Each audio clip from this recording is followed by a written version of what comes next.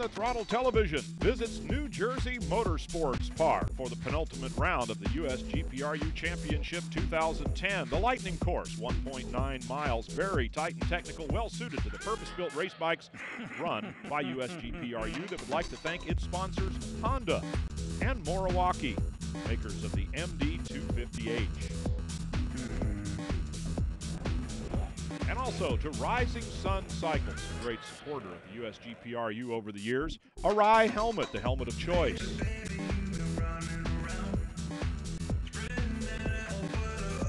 Fun and frolic to be had here in the paddock of the U.S. Grand Prix Racers Union, but serious competition is, of course, the order of the day. Let's meet one of our racers. I've been riding motorcycles since I was 17, and I'm 26 now.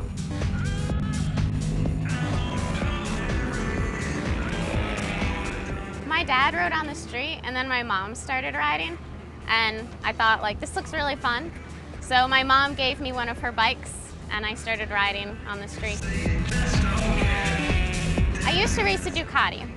I'm 4'10", 100 pounds, and I look like a jockey riding a horse. I couldn't even ride with the seat on. I did it, but I just didn't feel right about it. So one day I went to a track and someone from the USGPRU was there and they said, "We have this bike. It looks like it's made for you." And I got on it and I just fell in love with it. It's light, it really flips into the turns, and I feel like on a two-stroke I'm kind of just one with the bike. Yes, it's a family sport. My mom and dad, every time we come, they come with me. And my dad's a mechanic, and my mom mainly makes sure there's food, and I hold the wrench. I'd like to thank Team Promotion for the help and the coaching they've given me, Glenn Goldman in particular. And I'd also like to thank Celtic Racing for their help they constantly give us when they're also at the track, and Big Man and Barry. And I'd like to thank my family for taking care of my bike. I'm very grateful for all of them. But now it's race time, and Crystal is out there in this one as well. So many riders have shown up here because up in the Northeast they don't get that many opportunities to race with USGPRU, so it's a huge field of competitors here as Max Flinders gets the whole shot on the rest of the bunch out there. But Barrett Long starting to really make some moves as Flinders just about takes himself out of the action there, as you just saw him flash through the screen, nearly high-siding himself to the moon, but he managed to recover. Still, this whole gaggle of racers is very, very tightly packed right now. You can see wet spots and some of the riders with rain tires still passing through there. Nobi Iso, one of the favorites, he crashed in the morning warm-up. He is out there, and his teammate Jake Lewis, probably the only casualty of wet conditions in the warm-up. He broke his wrist and will not be making the competition here today. Barrett Long out in front, Jeff Federici and Leon Cortez also up from Miami along with Long, and they are just ahead of some of the Milwaukee machines out there, Jerry Signorelli and Andrew DaCosta in one another's company. DaCosta on a Honda machine, but Signorelli on one of the Milwaukee hybrids. Here we see some more close action there for position on the racetrack. Leon Cortez trying to make an outside move on Jeff Federici. He does. That's the way to do it. Power around the outside. And continue on down to the next corner here at New Jersey Motorsports Park. Barrett Long out in front, well out in front, we might add, as the rest are trying to make up some ground on him, but not having a lot of luck with it just yet. Leon Cortez on the orange machine, and there is Nobi Iso.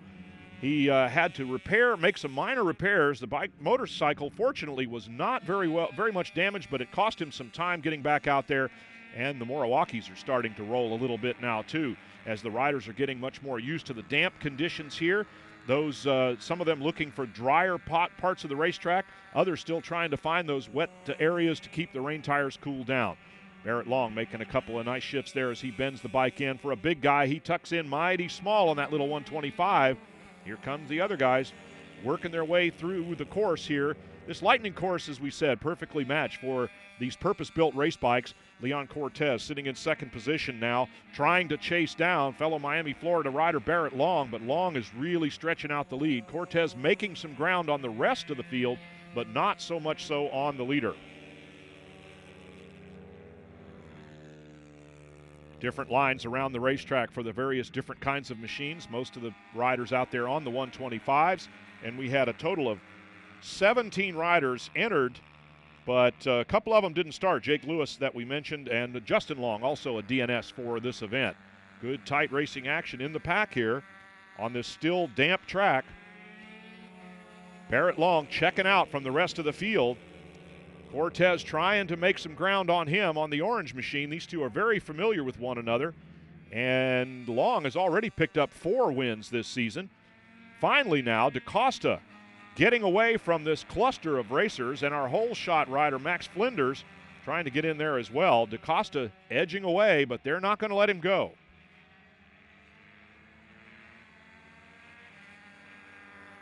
Some of the riders opting to go with dry weather tires, others sticking with the rains. Conditions getting a little bit better. Chances are the track will become drier rather than wetter, although there is still a threat of weather in the area, and things could happen quickly here. But meanwhile, lots of great racing action, and side by side, much of it, as we said before, a dry line starting to develop here. The riders that have those drier tires beginning to get a little more confident. Look at this back and forth action here, as two very evenly matched riders and machines, neither of which is able to keep up with Barrett Long. There's Cortez. He's starting to come under a little bit of pressure now as well. In fact, he's getting a challenge for position here. DaCosta, Flinders, these guys are making some ground on the leaders. Flinders on the 888, got our whole shot. There they are, still running through the puddles a little bit. DaCosta getting the best of it. Cortez out in front. Leon Cortez on the orange bike, but he is certainly getting a challenge from the other two, as Flinders and DaCosta are both very close. Here they come up, trying to come up around the outside. Cortez has a look and holds them off. Good action here. Not much of a chance of catching leader Barrett Long, as his lead is up to almost 3 seconds. But DaCosta motocrossing through the grass. These little bikes, they'll try anything to make up a position or to gain one. Leon Cortez still holding him off, but DaCosta's giving him everything he wants there, even running off the track and into the grass to try to make a move. Flinders still looking awful racy too, as he comes up and splits Cortez and DaCosta for a moment, and even takes advantage briefly as well. So now Leon Cortez slipping back into 3rd position on the racetrack, 2nd in the group. Max Flinders, the youngster, out in front. And that's how it ended, with Barrett Long, Leon Cortez getting the best of Flinders at the end, with DaCosta bringing it home in 4th. Jerry Signorelli on the Moriwaki, a somewhat distant 5th, and we're already looking forward to Miller Motorsports Park again for the next round of USGPRU.